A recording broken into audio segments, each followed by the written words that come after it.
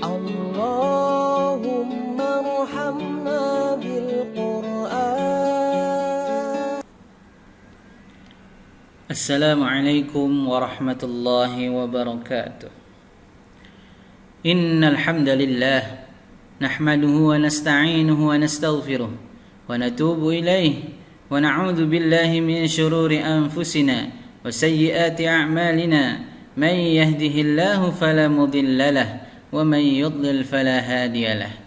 وأشهد أن لا إله إلا الله وحده لا شريك له وأشهد أن محمدا عبده ورسوله صلى الله عليه وعلى آله وأصحابه ومن سار على نهجه القويم ودعا إلى الصراط المستقيم إلى يوم الدين وسلم تسليما كثيرا. قال الله تعالى: إن يا أيها الناس اتقوا ربكم الذي خلقكم من نفس واحدة وخلق منها زوجها وبث منهما رجالا كثيرا ونساء واتقوا الله الذي تساءلون به والأرحام إن الله كان عليكم رقيبا. يا أيها الذين آمنوا اتقوا الله حق تقاته ولا تموتن إلا وأنتم مسلمون. قال الله تعالى في كتابه الكريم: أعوذ بالله من الشيطان الرجيم. بسم الله الرحمن الرحيم. اقرأ باسم ربك الذي خلق خلق الإنسان من علق اقرأ وربك الأكرم. صدق الله العظيم. Ma'asyiral muslimin, jamaah Jumat yang dirahmati Allah. Tak ada yang sia-sia seluruh yang diciptakan Allah. Kata-kata ini benar karena seluruh keberadaan di jagat ini memiliki maksud dan tujuan, entah diketahui manusia maupun tidak. Termasuk dalam hal ini seluruh anggota badan manusia seperti mata, hidung, telinga, lisan, kaki, tangan, dan organ-organ luar dan dalam, serta sel-sel yang tak terhitung jumlahnya. Semua ini merupakan nikmat besar, nikmat yang tak mungkin bisa dibalas secara sepadan kecuali sekadar mensyukurinya, baik melalui kata-kata maupun perbuatan. Bersyukur lewat perkataan bisa dilakukan dengan mengucapkan hamdalah atau kalimat pujian-pujian lainnya, sementara bersyukur lewat tindakan akan tercermin dari kualitas perbuatan, apakah ia sudah gemar melakukan kebaikan, sudah bermanfaat bagi orang banyak, atau malah sebaliknya. Jamaah salat Jumat rahimakumullah, di antara semua anggota badan itu yang paling krusial adalah lisan. Lisan merupakan perangkat di dalam tubuh manusia yang bisa menimbulkan manfaat namun sekaligus mudarat yang besar bila tak benar menggunakannya. Karena itu ada pepatah Arab mengatakan, salamatul insan fi hifdzil lisan. Keselamatan seseorang tergantung pada lisannya. Melalui kata-kata seseorang bisa menolong orang lain, dan lewat kata-kata pula seseorang bisa menimbulkan kerugian tak hanya bagi dirinya sendiri tapi juga bagi orang lain. Karena saking krusialnya, Islam bahkan hanya memberi dua pilihan terkait fungsi lisan, untuk berkata yang baik atau diam saja, seperti bunyi hadis riwayat Imam Al-Bukhari, "Wa man kana yu'minu billahi wal yawmil akhir falyakun khairan aw liyasmut." Siapa yang beriman kepada Allah dan hari akhir, hendaklah ia berkata yang baik atau diam. Rasulullah mendahulunya dengan mengungkapkan keimanan sebelum memperingatkan tentang bagaimana baiknya lisan digunakan. Keimanan adalah hal mendasar bagi umat Islam. Ini menunjukkan bahwa urusan lisan bukan urusan main-main. Hadis di atas bisa dipahami dalam mafhum mukhalafahnya atau pemahaman terbaliknya, bahwa orang yang tak bisa berkata baik maka patut dipertanyakan kualitas keimanannya kepada Allah dan hari akhir. Ini menarik karena lisan ternyata berkaitan dengan teologi. Kenapa dihubungkan dengan keimanan kepada Allah dan hari akhir? Tentu semua ini menjadi tanda tanya bagi besar kepada kita semua. Hal ini tentang pesan bahwa segala ucapan yang dikeluarkan manusia sejatinya selalu dalam pengawasan Allah. Ucapan itu juga mengandung pertanggungjawaban bukan hanya di dunia melainkan di akhirat pula.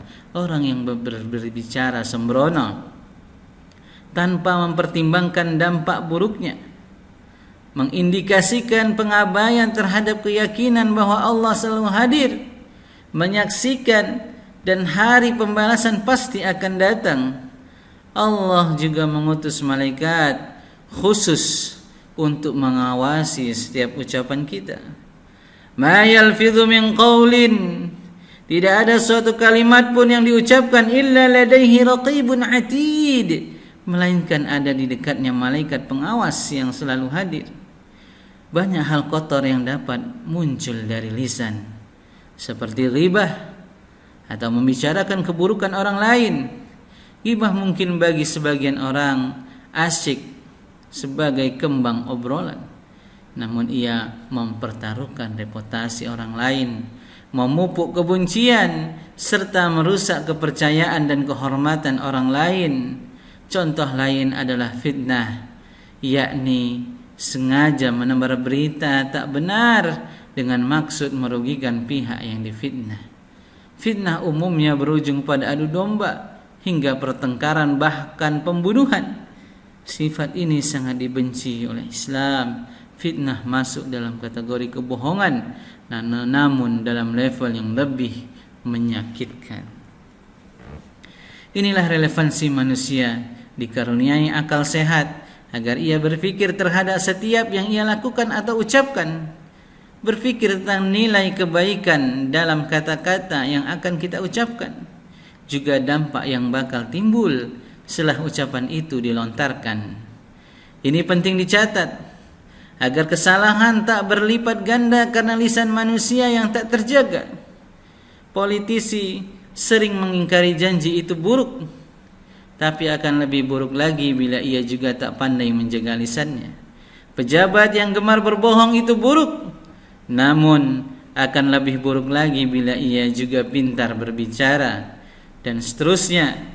Rasulullah sallallahu alaihi wasallam bersabda, "Inna akhwafa ma akhafu alaikum ba'di." Sungguh yang paling aku khawatirkan atas kalian semua sepeninggalku, kullu munafikin alimul lisan, adalah orang munafik yang pintar dalam berbicara. Jemaah salat Jumat rahimakumullah, di zaman modern ini ucapan atau ujaran tak semata muncul dari mulut, tapi juga bisa dari status Facebook, WhatsApp, cuitan di Twitter, meme Instagram, konten video, dan lain sebagainya. Media sosial juga menjadi ajang ramai-ramai berbuat ghibah, fitnah, tebar kebohongan, provokasi kebencian, bahkan sampai ancaman fisik yang membahayakan.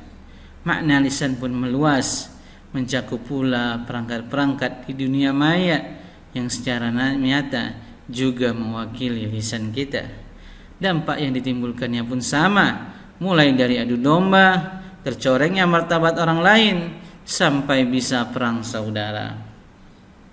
Karena itu, marilah seyogyanya hati-hati berucap atau menulis sesuatu di media sosial. Berfikir dan tabayun menjadi sikap yang wajib dilakukan untuk menjamin bahwa apa yang kita lakukan bernilai maslahat atau sekurang-kurangnya tidak menimbulkan mudarat. Sekali lagi, ingatlah bahwa Allah mengutus malaikat khusus untuk mengawasi ucapan kita, baik hasil lisan kita maupun ketikan jari kita di media sosial. Ma yalfidhu min qaulin illa ladaihi raqibun atid. Tiada suatu kalimat pun yang diucapkan melainkan ada di dekatnya malaikat pengawas yang selalu hadir dengannya. Barakallahu li wa lakum fil Qur'anil azim wa nafa'ani wa iyyakum bima fihi minal ayati wadh-dhikril hakim. Aqulu qawli hadha wa astaghfirullah li wa lakum wa lisairil muslimina min kulli dhanbin fastaghfiruhu innahu huwal ghafurur rahim.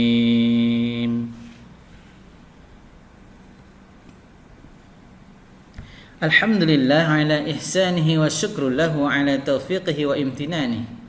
Wa asyhadu an la ilaha illallah wahdahu la syarika lah. Wa asyhadu anna sayyidana Muhammadan abduhu wa rasuluh ad-da'i ila ridwani.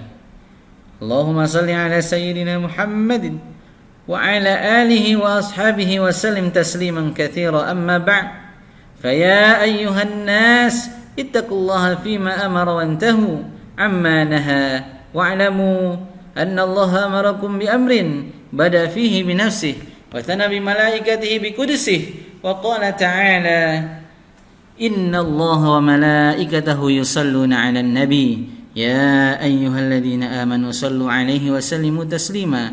اللهم صل على سيدنا محمد صلى الله عليه وسلم وعلى آل سيدنا محمد وعلى آل أنبيائك ورسلك وملائكة المقربين. وارض اللهم عن الخلفاء الراشدين أبي بكر وعمر وعثمان وعلي، وعن بقية الصحابة والتابعين وتابع التابعين لهم بإحسان إلى يوم الدين، وارض عنا معهم برحمتك يا أرحم الراحمين. اللهم اغفر للمؤمنين والمؤمنات والمسلمين والمسلمات الأحياء منهم والأموات. اللهم أعز الإسلام والمسلمين وأذل الشرك والمشركين، وانصر من نصر الدين، واخذل من خذل المسلمين، ودمر أعداء الدين، واعل كلماتك إلى يوم الدين. اللهم ادفع عنا البلاء والوباء والزلال والمحن وسوء الفتنة والمحن ما ظهر منها وما بطن، عن بلدنا إندونيسيا خاصة وسائر البلدان المسلمين عامة يا رب العالمين. ربنا آتنا في الدنيا حسنة وفي الآخرة حسنة وقنا عذاب النار. ربنا ظلمنا أنفسنا وإن لم تغفر لنا وترحمنا لنكونن من الخاسرين. عباد الله، إن الله يأمر بالعدل والإحسان وإيتاء ذي القربى وينهى عن الفحشاء والمنكر والبغي، يعظكم لعلكم تذكرون. فاذكروا الله العظيم يذكركم واشكروه على نعمه يزدكم ولذكر الله أكبر.